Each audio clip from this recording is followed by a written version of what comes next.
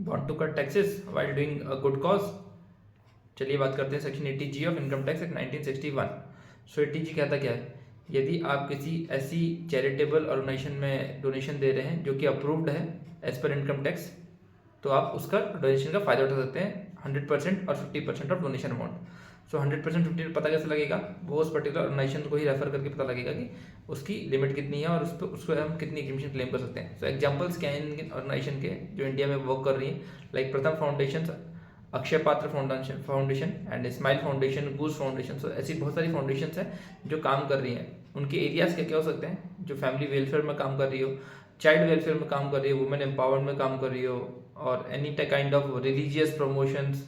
सो इस टाइप का कोई भी चैरिटेबल काम कर रही है, सो आप उसका फायदा उठा सकते हैं। लेकिन आपको यहाँ पे इंपॉर्टेंट पॉइंट ध्यान क्या रखना है जब भी आप डोनेशन करिए इस ऑर्गेनाइजेशन में।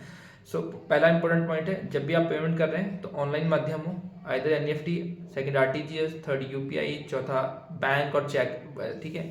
तो ये माध्यम सकते हैं। यदि आपने कैश में किया तो सिर्फ कैश सिर्फ 2000 रुपये तक की लिमिट है, उससे ऊपर करेंगे आपको इसका क्लेम नहीं मिलेगा, ठीक है। दूसरा इंपॉर्टेंट क्या है, जब भी आप ऑर्गेनाइजेशन को डोनेशन कर रहे हैं तो आपके पास एक वैलिड प्रॉपर रिसिप्ट होनी चाहिए जहाँ पे उस ऑर्गेनाइजेशन का 80G का रजिस्ट्रेशन नंबर भी लिखा हो, ताकि आप उसे क्लेम कर सकें। जैसे भी आप उसको क्लेम करना चाहते हैं, आइदर गिविंग टू एम्प्लॉयर, तो proper documentation should have, okay. तो नेक्स्ट टाइम हमें ध्यान क्या रखना है, नेक्स्ट टाइम हमें याद रखना है कि जब भी हमें टैक्स डोनेशन करना है तो हमें एक टैक्स स्मार्ट पर्सन बने।